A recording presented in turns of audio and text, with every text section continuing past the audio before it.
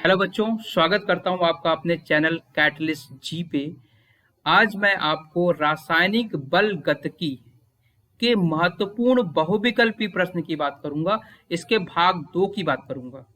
इसमें जो previous year आए हुए हैं क्वेश्चंस उसकी मैं बात करूंगा, लेकिन इस चैप्टर को स्टार्ट करने से पहले हमारा एक मंत्र होगा। जी हाँ, एक हमारा मंत्र होगा, ध्यान रखिए उस मंत्र को।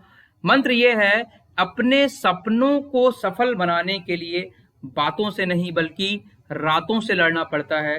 पिछली बार भी हमारा यही मंत्र था, अपने सपनों को सफल बनाइए और बातें नहीं, रातों से लड़िए, रातों से। तो जी हाँ, अब मैं स्टार्ट करता हूं आपका इस चैप्टर के जो प्रीवियस ईयर के आए हुए क्वेश्चन है उसकी बातें। चलिए देखिए, ये क्वेश्चन आपका 2019 का आया हुआ है क्वेश्चन। ये भी क्वेश्चन 2019 सेशन 2019 में है। अलग अलग सेट में क्वेश्चंस आए हुए हैं। नॉर्मल से क्वेश्चन है, जैसे यदि किसी अभिक्रिया का निम्न समीकरण पालन कर रहा है कोई अभिक्रिया, तो उसकी कोटि क्या होगी, ये सब बात है। नॉर्मल एक देखिए क्वेश्चन 2018 में आया हुआ है, ये 2019 में आया हुआ है। तो इस चैप्टर से क्वेश्चन तो आते ही है। 2017 का क्वेश्चन है, 2018 का क्वेश्चन है।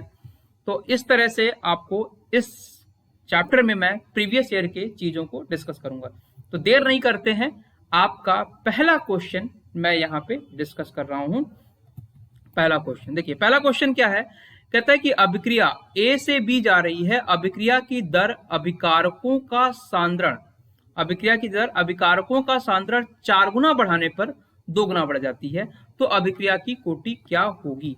तो अगर इस अभिक्रिया के लिए मैं अभिक्रिया की दर लिखूं, तो क्या मैं इसे दर लिख सकता हूं कि ए के पावर एन लिख देता हूं, क्योंकि मुझे कोटि निकालना है।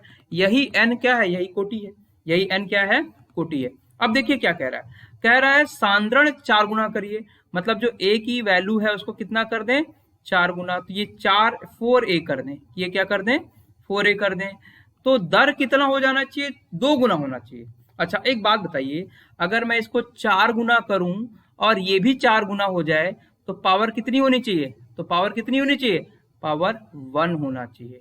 अगर मैं इसको 2 गुना करूं और ये 4 गुना हो जाए, तो पावर कितनी करनी पड़ेगी, 2 करनी पड़ेगी। 2 इंटू 2 4 हो जाएगा, है ना। तो ऐसे ही आपको थोड़ा वहां पे सोचना पड़ेगा। अब मुझे बताइए, ये दर कह रहा है 2 गुना हो जाए, दर कितना हो जाए, 2 गुना हो जाए।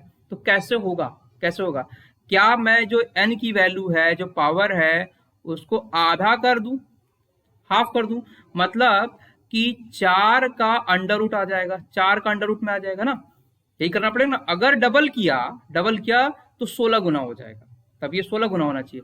लेकिन आपको क्या करना है, 2 गुना। तो क्या मैं इसको अंडर रूट में डाल सकता हूं, अंडर रूट में डालेंगे 4 का अंडर रूट क्या होता है, 2 ही तो होता है ना। इसका मतलब क्या हुआ, ये जो n की वैल्यू है, जो कोटि है आपकी, n की वैल्यू क्या होनी चाहिए, आधी होनी चाहिए। इसका मतलब इस अभिक्रिया का जो कोटि है वो क्या है, हाफ है, आधी है, हाफ। इसका जो कोटि है वो आधी है, ठीक। चलिए दूसरी बात करते हैं। प्रथम कोटि की अभिक्रिया, दूसरा क्वेश्चन देख लीजिए। प्रथम कोटि की अभिक्रिया की अर्ध आयु 400 सेकेंड है, इसका वेग स्थिरांक बताना है, ठीक। प्रथम कोटि की अभिक्रिया अर्ध आयु दिया है, तो अर्ध आयु और वेग स्थिरांक में मैंने इसके पहले वाले वीडियो में रिलेशन बताया है, क्या संबंध होता है वो बताया है। फिर से बता देता हूं, फॉर्मूला ध्यान रखिए। के की वैल्यू क्या होती है, 0.693 बाई टी हाफ, ये होता है फार्मूला, ये होता है फार्मूला। तो कह रहा है ये अर्ध आयु क्या है, 400 सेकेंड है, तो 400 यहाँ पे लिख दीजिए, 400 लिख दीजिए, इसको भाग दे दीजिए 0.693 बटे में 400। अब इसे बस भाग दे दीजिए, के की वैल्यू आ जाएगी। अब इसे अगर आप भाग देंगे तो देखिए ये वैल्यू आएगी आपकी 1.73, ये वाला आंसर आएगा। एक बार चाहे तो आप भाग देके देख सकते हैं। 4 4 एक कम 4 तो 2 आया, ठीक है। 4 पंजे 4 सत्ते 28, 4 सत्ते 28 1 आया, और 4 3 12, देखिए 173, ये एक ही आंसर आ रहा है। और पॉइंट्स हटाएंगे तो 0 वहां पे भी आएगा, तो 10 टू द पावर -3 वाला पार्ट आ जाएगा। तो ध्यान रखिए, ये वाला फार्मूला ध्यान रखिएगा कि जो आपका हाफ और अर्ध आयु होता है उसमें, और जो वेग स्थिरांक होता है उसमें यही संबंध होता है। तो ये भी क्वेश्चन हो गया। नेक्स्ट देखिए यहाँ पे कहता है कि अभिक्रिया A प्लस 2B उत्पाद के लिए वेग स्थिरांक, इसका जो R है वेग स्थिरांक का फॉर्मूला दिया है, A के पावर कुछ नहीं लिखा है, इसका मतलब A के पावर क्या हुआ 1 हो गया, और B के पावर क्या दिया है 2, तो B के पावर 2 दिया है, इसके द्वारा व्यक्त किया जाता है। तो अभिक्रिया की कोटि क्या होगी?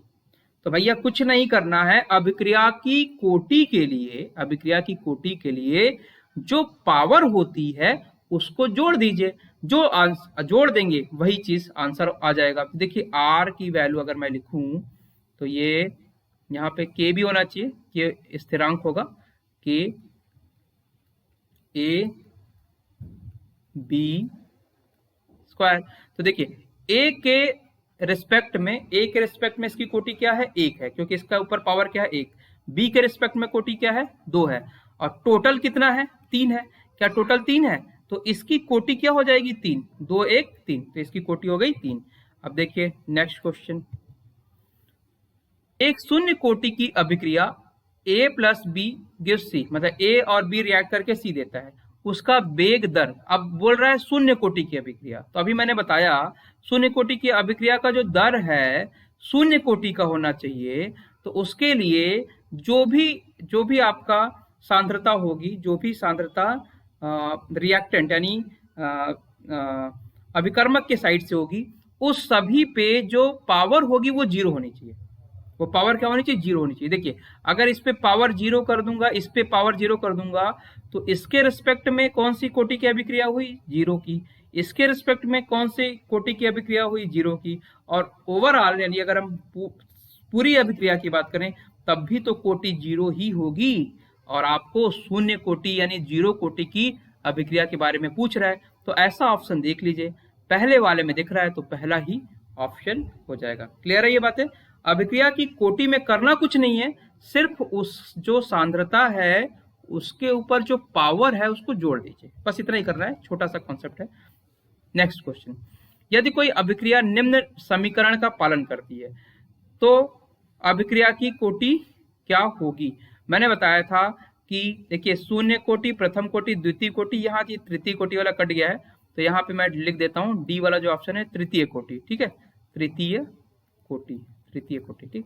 तो ये जो रिएक्शन होती है ये प्रथम कोटि की अभिक्रिया का होता है। इसके पहले वाले जो वीडियो हैं जिस भाग 1 में, उसको जरूर देखिएगा, उसमें मैंने आपको बताया है कि K की जो वैल्यू होती है प्रथम कोटि की अभिक्रिया के लिए 2.303 by T log A by A minus x. तो ये जो A है वो क्या है प्रारंभिक सांद्रता है, और A माइनस एक्स क्या है T समय के बाद सांद्रता है, और ये फार्मूला किसका होता है प्रथम कोटि की अभिक्रिया के लिए। तो प्रथम कोटि की अभिक्रिया आपके सिलेबस में भी और इस चैप्टर में भी बहुत इंपॉर्टेंट है, इसका फार्मूला जरूर याद रखिएगा, तो ये कौन सी रिएक्शन हो गई प्रथम कोटि की अभिक्रिया, ठीक है। तो ये हुआ प्रथम कोटि, ये शून्य नहीं होगा, ध्यान रखिएगा, ये प्रथम कोटि की अभिक्रिया है ना। चलिए नेक्स्ट क्वेश्चन देख लेते हैं। अभिक्रिया A से B बन रहा है, अभिक्रिया की दर अभिकारकों की सांद्रता 4 गुना बढ़ाने पर 2 गुना बढ़ जाती है अभिक्रिया की कोटि। ये वाला शायद मैंने पहले कराया आपको, देखिए जरा देखते हैं ये वाला पहले कराया है क्या। हाँ ये वाला करा दिया है ना, ये करा दिया है, ये मिस प्रिंट होके इधर आ गया, तो कोई बात नहीं। देखिए इसका हाफ आया था, आधा अभिक्रिया की कोटि आधी थी, है ना। अब यहाँ देखिए नेक्स्ट क्वेश्चन, अभिक्रिया 2H2O2 gives 2H2O plus O2 के लिए जो दर है वो क्या है, देखिए 2018 में आया हुआ है, दर है KH2O2, इसके पावर क्या है बताइए, इसके पावर कुछ दिख रहा है, इसके पावर 1 है, 0 होता तब तो ये किसी के पावर 0 मतलब 1 हो जाता, लेकिन इसके पावर क्या है 1 है। तो अगर पावर 1 है तो मैंने अभी रिएक्शन में बताया, अगर पावर 1 है तो अभिक्रिया की कोटि क्या होगी, पावर 1 है तो अभिक्रिया की कोटि 1 होगी, यानी प्रथम कोटि की अभिक्रिया होगी।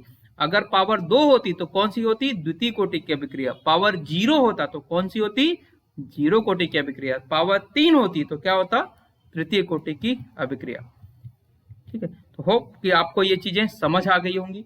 अगर आपको मेरी ये वीडियो अच्छी लगे और आपके एग्जाम के पॉइंट ऑफ से अगर ये अच्छा हो तो प्लीज़ इसे लाइक करें, सब्सक्राइब करें मेरे चैनल को और इसे अपने दोस्तों में शेयर करें, क्योंकि जितना ये शेयर होगा उतना आपको भी बेनिफिट होगा, आपका दोस्त आपको एक ब्लेसिंग ही देगा। तो और साथ साथ में नीचे देखिए डिस्क्रिप्शन बॉक्स में एक यहाँ पे रो चल रही होगी, जिसमें मेरे फेसबुक का लिंक है, जिसमें मेरे इंस्टाग्राम का लिंक है, तो प्लीज़ उसे भी फॉलो करें। और इसके साथ साथ ये भी ध्यान रखें कि मुझे बताइए कि आपको रियल में क्या चाहिए, क्या किस टॉपिक पे प्रॉब्लम होती है। तो डेफिनेटली आप विश्वास रखिए कि कैटलिस्ट जी टीम आपको हमेशा हमेशा मदद करेगी। तो अब लास्ट में जाते जाते आपको फिर से बता